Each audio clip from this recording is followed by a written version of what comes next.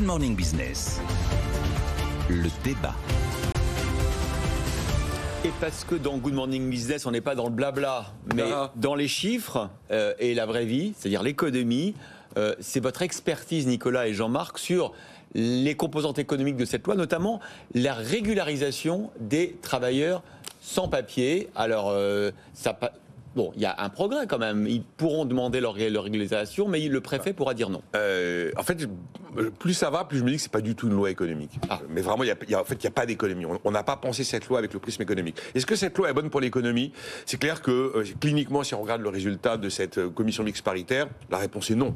On avait un article 3 qui était un article massif de régularisation quasi automatique, voire automatique. Et là, on est sur quelque chose avec 25 portes d'entrée pour réussir à aboutir à un résultat. Alors, la majorité dit « Ouais, super, génial, vous allez voir, on en aura 10 000 par an en plus. » Je ne sais pas. En tout cas, voilà, le préfet, comme vous l'avez dit, c'est lui qui décide. Il a un pouvoir discrétionnaire pour accorder des titres de séjour qui durent 1 année. L'employeur, à la base, doit faire la demande par écrit. Le travailleur doit justifier qu'il travaille bien dans un métier. Je crois que l'employeur avait plus ou moins à dire. Alors, c'est la petite victoire de la majorité qui a ouvert la porte à la possibilité quand même pour le travailleur de pouvoir lui aussi initier un dossier, mais sans l'aval de son employeur. On se dit que le pouvoir discrétionnaire du préfet sera peut-être plus favorable. Vous avez l'employeur, ça appuie sur le pouvoir discrétionnaire. Bon, il y a effectivement, c'est la seule victoire en fait. Tout le monde dit on a gagné. La droite on a gagné parce que c'est plus dur qu'avant. La majorité on a gagné parce qu'on a laissé cette petite porte ouverte et la possibilité pour le travailleur sans papier d'initier lui-même une demande sans l'aval de son employeur. Donc il doit justifier qu'il est dans un métier en tension. Maintenant on va se battre sur les métiers en tension. Qu'est-ce qu'un métier en tension? Qu'il y a travaillé au moins 12 mois. Lors des 24 derniers mois, donc les 2 dernières années, il doit avoir au moins travaillé 12 mois dans un métier en tension et le justifier. Donc 12 mois de manière illégale, du coup. Voilà, et il doit résider sur le territoire depuis 3 ans. Alors moi, d'ailleurs, ce qui me frappe, c'est que... de manière illégale. Voilà, tu vis 3 ans en France de manière clandestine, employé au moins pendant 12 mois par un patron qui te paye de manière illégale. Parce qu'il n'a pas le droit de te payer normalement, de te verser un salaire qui n'ouvre pas de droits sociaux. Alors souvent les restaurateurs nous disent qu'en fait il y a des vrais faux papiers, c'est-à-dire qu'en fait ils utilisent des papiers d'autres. Mais bon. Alors moi je continue à être persuadé qu'effectivement, et d'ailleurs c'est ce que dit Patrick Martin, c'est ce qu'il a déclaré, patron du MEDEF, il a dit l'économie française va avoir besoin, quoi qu'il arrive. Pourquoi il n'a pas parlé avant? Pourquoi est-ce qu'il parle après la Il n'a pas parlé avant. Alors lui il dit qu'on ne l'a pas consulté, que ces débats se sont faits entre formations politiques sans consultation. On l'a invité ici. Bon, c'est sûr que les positions du MEDEF auraient peut-être mérité d'être plus claires et exprimées plus tôt. En tout cas, il dit quelque chose d'évident, c'est que le nombre d'actifs en âge de travailler, oui, c'est vrai, va probablement décliner, qu'on ait mis en place un système social qui fait que... Donc est-ce que c'est bon ou mauvais pour l'économie? J'ai répondu non, l'article 3 a disparu, c'est l'article 4 bis version Sénat qui l'a remporté. Si on veut voir uniquement le prisme éco, je considère que c'est pas bon pour l'économie, non. Alors, Jean-Marc, quel est votre point de vue? Bon ou mauvais pour l'économie? Alors écoutez, effectivement, c'est difficile de répondre à cette question de façon oui ou non, mais...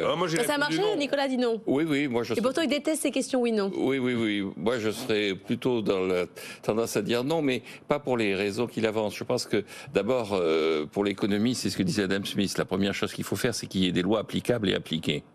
Je pense qu'on est dans un domaine où les lois sont ni applicables ni appliquées. Donc c'est presque le ministre de l'Intérieur qui le dit lui-même. Oui, il dit lui-même. Donc on arrive quand même à cette situation où on parle de régulariser des gens. En fait, les gens qui les emploient, même si mais on n'était pas au courant quand même, il y a recel d'une irrégularité. Donc on aurait dû s'abattre sur eux, leur dire écoutez, ils sont en situation irrégulière, donc normalement ce que vous faites est irrégulier et donc vous devez être punis par la loi. Or, personne n'envisage de les punir, les employeurs qui employaient des gens qui sont là de façon irrégulière. Donc je pense. Alors, dans la loi, quand même, alors c'est pas pour les employeurs, mais le fait d'être clandestin redevient un délit. Oui, absolument. Oui, mais le problème, c'est le recel, c'est l'attitude des employeurs. Et donc je pense qu'à titre personnel, il ne faudrait pas de loi. Moi, je suis pour la liberté de circulation des hommes, des marchandises et des biens. Pas de papier.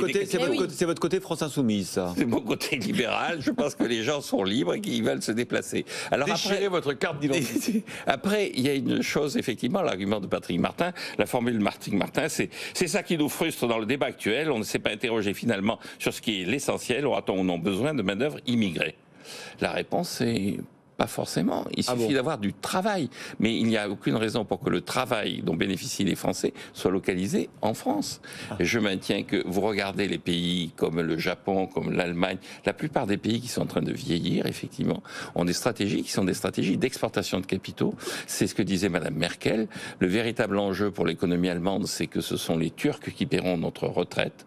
Notre problème est de savoir s'ils les paieront dans des usines en Allemagne ou dans des usines en Turquie dont nous serons les propriétaires. Et elle répond, il faut faire en sorte que nous les payons dans des usines en Turquie dont nous serons les propriétaires. Ce débat n'a pas été évoqué et la position de Patrick Martin est une position qui est une position effectivement dans l'air du temps mais qui ne répond pas à ce débat. Et donc je pense que ce qui manque à cette loi, c'est un programme d'aide publique au développement beaucoup plus renforcé, davantage de mesures favorisant l'épargne et l'exportation de capitaux et puis surtout, au travers des étudiants étrangers, le respect de cette idée que la France est un lieu qui doit former des étudiants étrangers, mais pas pour les conserver. Pour on va en leur faire... demander des cautions là. Oui, là c'est complètement absurde. Il faut faire en sorte qu'ils viennent, s'ils veulent rester, ils restent, mais s'ils ont le sentiment que l'avenir est dans leur pays, ils repartiront. Et il faut faire en sorte qu'ils aient le sentiment que l'avenir est dans leur pays. On ne va pas vider les pays d'Afrique de leur élite en disant on a besoin de main-d'œuvre, on va vider l'Afrique de la main-d'œuvre formée. Donc, on va faire en sorte que nos usines soit à Abidjan et non pas à Saint-Flour. Je vois pas en quoi le fait, enfin, un Allemand qui possède une usine en Turquie, les dividendes de cette usine, c'est lui qui les touche, mais c'est pas le système de retraite allemand.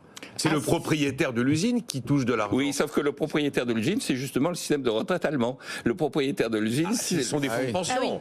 Mais c'est pas uniquement ça fait beaucoup de si, ça fait pas forcément. Vous regardez, il faut encore une fois, vous allez dire que je suis obsessionnel, il faut être capable de lire une balance des paiements courants. Je sais que c'est un peu compliqué, mais si vous regardez la balance des paiements courants d'Allemagne, les revenus des Allemands sont liés non pas uniquement à leur fonds de pension, sont liés au fait qu'ils sont propriétaires de ces usines, et il n'y a pas besoin forcément de fonds de pension. Il faut avoir de l'épargne placée.